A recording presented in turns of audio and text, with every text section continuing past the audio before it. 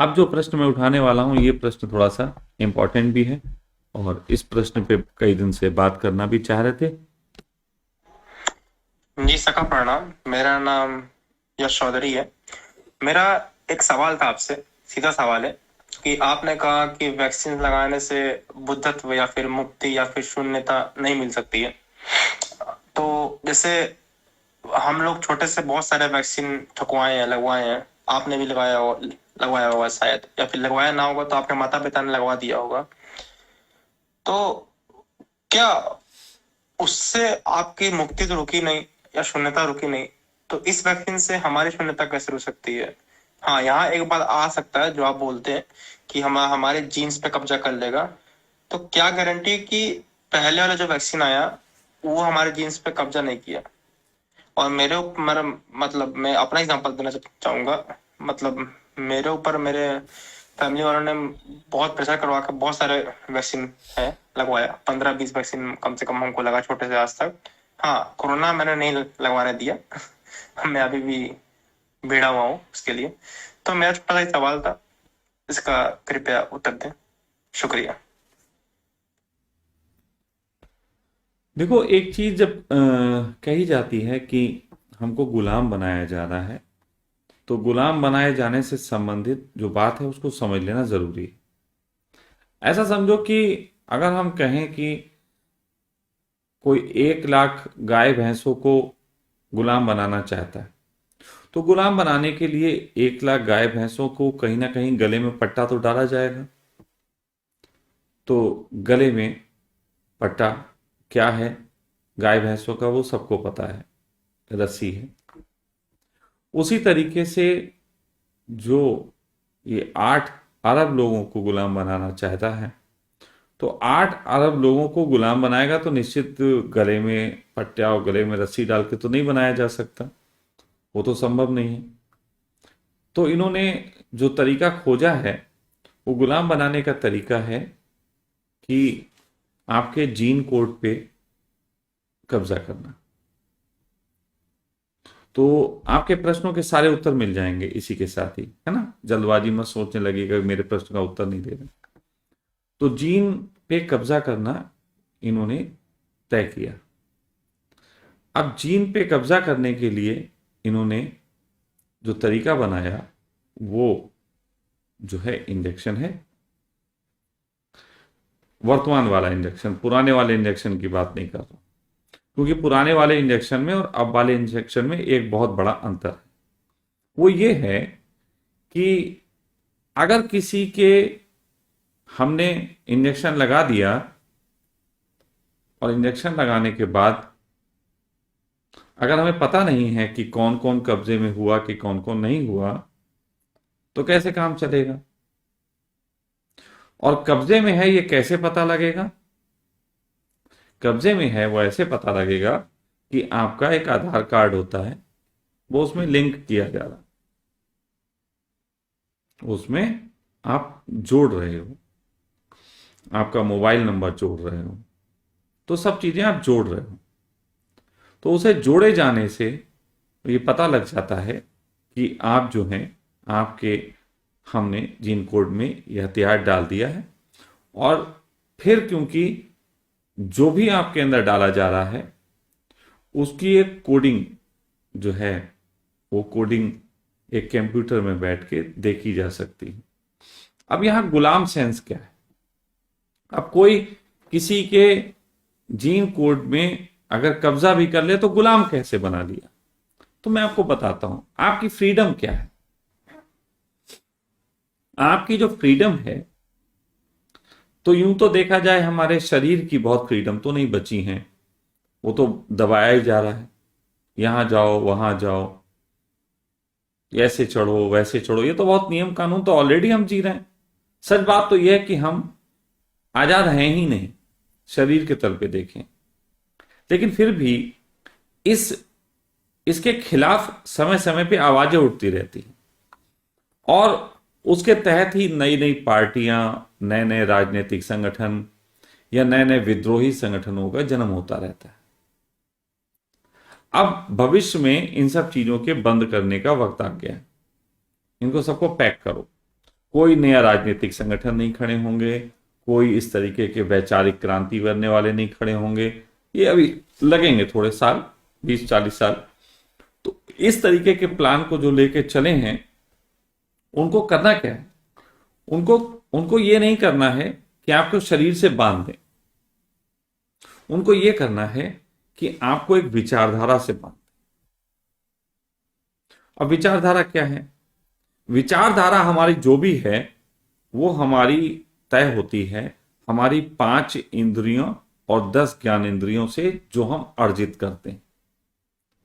5 इंद्रियां और 10 ज्ञान इंद्रियां, इनसे जो ज्ञान हम अर्जित करते हैं वही हमारी पूरी जानकारियां जो हैं बनती हैं।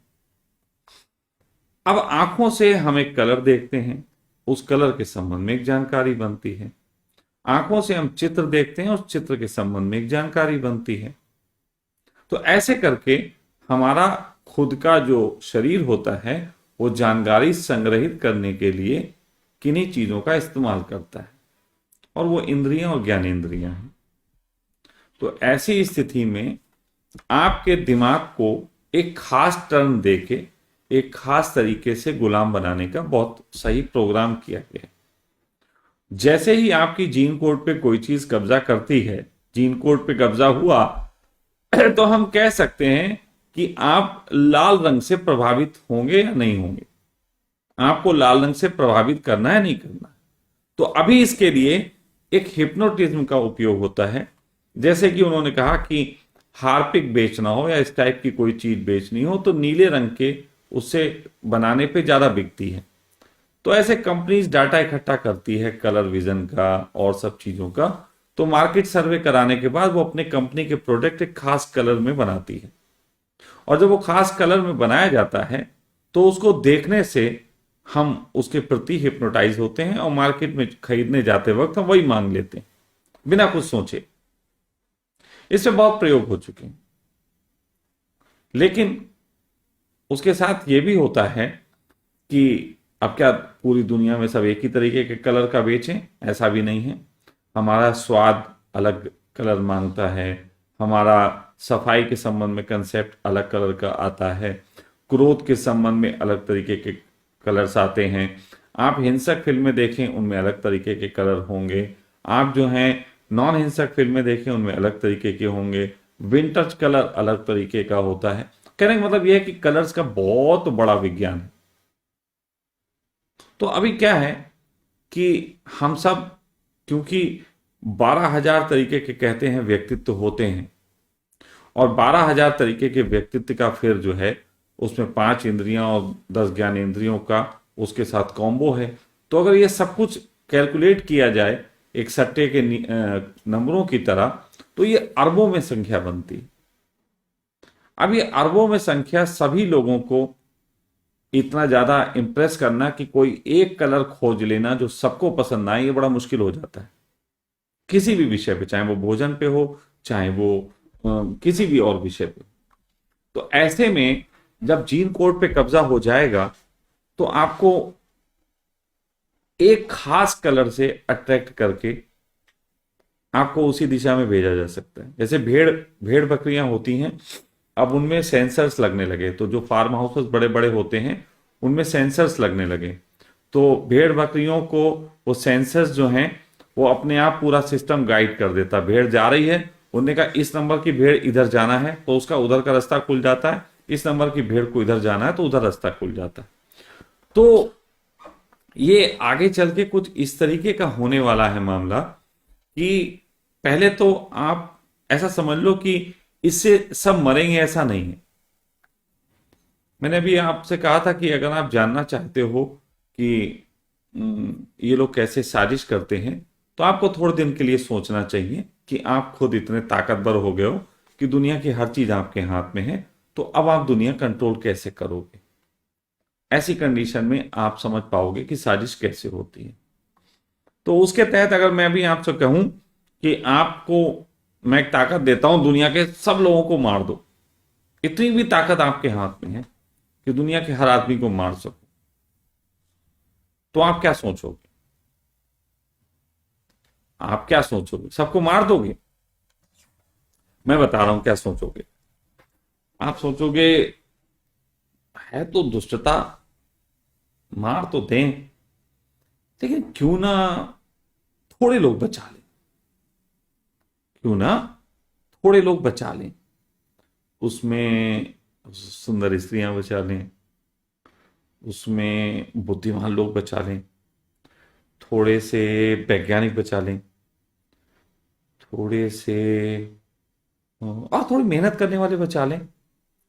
तो आप एक लिस्ट बनाओगे और उस लिस्ट बना के उन लोगों को बचाने की कोशिश करोगे। तो अब आपके पास लिस्ट आ गई, तो आप क्या इश्तेहार छापोगे कि ये इश्तेहार है, पहले ये वाले लोग फिल्टर होके अलग हो जाएं। तो असल में अगर फिजिकल लेवल पे बात है तो इश्तेहार काम चल जाएगा कि सुंदर स्त्रियां इधर चले जाएं, सलमान खान के टाइप के दिखने वाले तगड़े तगड़े लोग इधर चले जाएं। लेकिन अच्छे वैज्ञानिक का कैसे फिल्टर करोगे? फाइटर्स जीन कैसे फिल्टर करोगे? आप कैसे फिल्टर करोगे कि कौन ब्रिलियंट है, क्योंकि वो भी एक आता है। आप कैसे फिल्टर करोगे अच्छा चित्रकार कौन है? तो इसके लिए अब अब सारी चीजें उपलब्ध हैं, विज्ञान का क्षेत्र। तो आपके जीन कोड में लगने के बाद उसका डाटा बनेगा, उसका डाटा बनेगा। अब वो डाटा कैसे बनता है उसका भी बहुत बड़ा प्रोसेस है। मैं आपको समझाऊं तो बड़ा आप थोड़ा सा हैरानी भी होगी और कहोगे कहाँ से स्वामी जी ज्ञान लाते हो, कहते हो अनपढ़ और बातें तो ऐसी कर रहे हो जैसे कि सब कुछ आप ही पूछ के लिखा जाता हो। तो बात ऐसी है कि अभी तक बहुत सालों से हमारे जीन कोड पे रिसर्च चल रही है। उस जीन कोड पे रिसर्च चलते चलते अब यहां तक पता चल गया है कि एक जो स्पर्म्स है, उस स्पर्म्स के अंदर इतनी चीजें लिखी होती हैं कि कैसा व्यक्ति होगा, 21 साल की उम्र में ये कैसा दिखेगा, फिर इसके स्वभाव क्या होंगे, ये म्यूजिक अच्छा बजाएगा कि क्या अच्छा करेगा, सब कुछ ए टू जेड खोज हो गई, ए टू जेड। तो अब इसको रिवर्स कर देते हैं। अब रिवर्स करके जीन कोड में ये भी खोज हो गई है। अब ये बात मार्केट में नहीं आई है, मुझे ही पता है, ये मैं बता दे रहा हूं। रिवर्स करके ये भी खोजबीन हो गई है कि अगर हम जिस तरीके का व्यक्तित्व चाहते हैं तो आपके जीन में क्या क्या बदलाव करें कि वैसा पैदा हो जाए। अब ऐसी स्थिति में नए बच्चे जब पैदा होंगे तब की बात छोड़ दो, नए बच्चे जब पैदा होंगे तब की बात छोड़ दो। एक रिसर्च बहुत बड़ी ये भी होने को है, क्या जीन कोड जो सक्रिय हो गया उसे बदला जा सकता है? ये बहुत बड़ा एक प्रश्न है। क्या जीन कोड में जो हमारी चीजें घुस गई हैं, क्या उसको बदला जा सकता है? इस बात पे जो चीज छुपी हुई है वो है भगवान होने की सोच। जीन कोड के यानी कि किसी व्यक्ति के स्वभाव को भी परिवर्तन कर देना, यह मामला ऐसा है जैसे भगवान होने की कोशिश करना। जैसे जीन कोड में ऐसा होगा, इससे ऐसा होगा, यह तो सिर्फ जानकारी है। ऐसे जीन कोड वाला ऐसा होगा, ऐसा करेगा, यह तो सिर्फ इंफॉर्मेशन है, इसमें भगवान होने का कोई नहीं। ये तो ऐसा है, भगवान ने ऐसा भेजा, हम आपकी कुंडली पढ़ के बता सकते हैं कि आप ऐसे होगे। तो जो पंडित है वो भगवान नहीं है, पंडित आपकी कुंडली ज्यादा से ज्यादा बता रहा है। लेकिन भगवान होने का मजा तो वहां पे है, अच्छा ऐसा बता रहा है, हम ऐसा नहीं होने देंगे या हम कुछ और करके दिखाएंगे। अब ये खतरनाक है। लेकिन ये खोज जो है ये हमारे जीते जी हमारे साथ हो रही है। हमारे अंदर बहुत तरीके के घमासान किए जा रहे हैं। देखो पहली बात तो ये कि ये इंजेक्शन लगाने का ही कितना घमासान है। पहली बात तो उन्हें उस दुनिया में कुछ ऐसे लोग भी बचा लेने हैं जो ये ना लगवा पाएंगे, जो हर तरीके का प्रयास करके नहीं लगाएंगे, वो भी रिसर्च के हिस्से हैं। तो अभी तो मैं कहता हूं कि जो लगा लेंगे आसानी से, वो बहुत छोटी रिसर्च के हिस्से हैं, वो तो ऑलरेडी हार गए। 99% तो हार ही गया। अब उनका जीन कोड अच्छा होगा तो बचने की संभावना बात की बात है। लेकिन जो नहीं लगवा रहे हैं, जो किसी भी हाल में नहीं लगवा रहे हैं, वो बेस्ट जीन कोडों की श्रेणी में आते ही जाएंगे, क्योंकि उन्हें संघर्ष करना पड़ेगा। और संघर्ष ही बताता है कि आप कितने बड़े फाइटर हो। जैसे अभी तो संघर्ष चल रहा है सरकार से। आज ही की सूचना है कि एक स्कूल में किसी को कहा गया कि आपके बच्चे ने इंजेक्शन नहीं लगाया है, और ये इसलिए नहीं आ सकता कि बाकी बच्चों के माँ बाप कह रहे हैं कि ये बच्चा हमारे बच्चों के लिए खतरा है।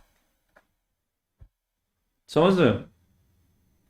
इसका मतलब ये है कि अगले साल या उससे अगले साल ऐसा होने वाला है कि टीवी में विज्ञापन आएंगे, क्या आपके पड़ोसी ने इंजेक्शन लगवाया? क्या आपके पड़ोस से गुजर रहा आदमी सुरक्षित है? और यहां 70-30 की लड़ाई होगी, एक खतरनाक बात होगी। अब इससे कैसे बचेंगे? तो उसके उपाय भी लोग करेंगे। तो कहने का अर्थ यह है कि ये सब चीजें आपके साथ, आपके जीन कोड में हो रही। अब एक प्रश्न यहां पे जो आपने किया कि ये वाला सही है, पहले वाला नहीं सही था, या ये वाला ही जीन कोड पे है, पहले वाले नहीं थे, इसका क्या प्रमाण है?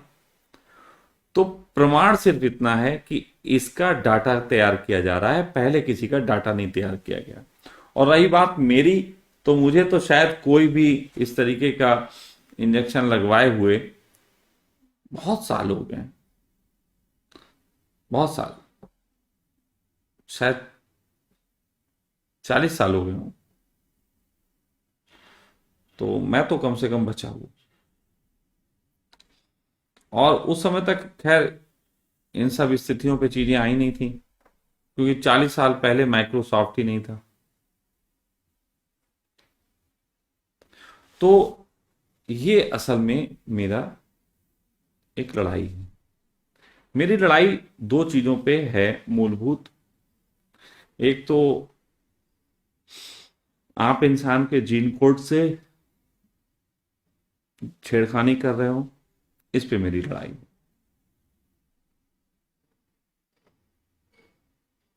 और दूसरा लड़ाई ये है कि हमें हमारे तरीके से जीवन नहीं दे जीने दे रहे हो। जो हमारे मूलभूत अधिकार हैं उनको हमसे छीना जा रहा है। इसको छीनने के लिए तरह तरह की साजिश हो रही है, जिसमें एक बहुत बड़ी साजिश है, और वो है पूरी दुनिया की एक सरकार बनाना। क्योंकि इस प्लान के तहत ये जान गए हैं कि मूलभूत या मूल अधिकारों की रक्षा के तहत ही उनके खिलाफ पब्लिक लड़ सकती है।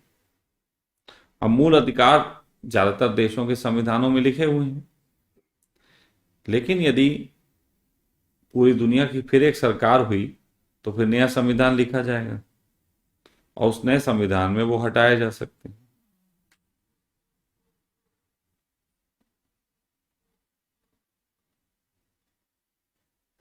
अब यहां पे एक प्रश्न का और उत्तर दे दें कि जिन्होंने इंजेक्शन लगवाए हैं उनको मैं क्यों कहता हूं कि उनकी धार्मिक उन्नति समाप्त हो गई या हो जाएगी। उसका कारण है, सिर्फ एक कारण, और मैं कुछ बात ही नहीं कहूंगा, और तो प्रश्न आएंगे तब उत्तर दूंगा। और वो सिर्फ एक ही बात है, धर्म का अर्थ है स्वभाव, बस। और जागरण का अर्थ है कि तुम्हारे स्वभाव में जो चीजें मिश्रित कर दी गई थी जिससे तुम्हारा स्वभाव और तुम्हारा जीवन डिस्टर्ब होता है। जब कोई व्यक्ति उस मिश्रित चीजों को हटा देता है, तब वो जागरण को उपलब्ध होता है, जहां पे वो अपने शुद्ध स्वभाव से परिचित होता है। ठीक है। तो धर्म का अर्थ ही स्वभाव है। स्वभाव हमारे जीन कोड्स में लिखे होते हैं। उन्हीं स्वभाव को जीवित रखते हुए जीवन जीना धार्मिकता है। और यदि उन स्वभाव को ही हमसे छीना जाए, तो फिर बाकी चीजों की बात क्या की जाए। तो मैं एक सन्यासी होने के नाते भी जो ये लड़ाई छेड़े हूं, उसका कारण इतना ही है कि रंग और नूर की बारात किसे पेश करूं।